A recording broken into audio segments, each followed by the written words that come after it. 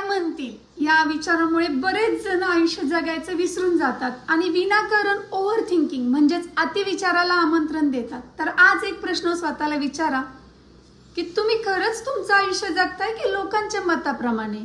हे करू नकोस, लोक हसतील, ते स्वप्न सोडून दे, तुझ्याने नाही होणार, लोक काय म्हणतील, आणि हळूहळू आपण स्वतःचं आयुष्य जगणं विसरत चाललोय। पण सत्य काय आहे माहितीये का?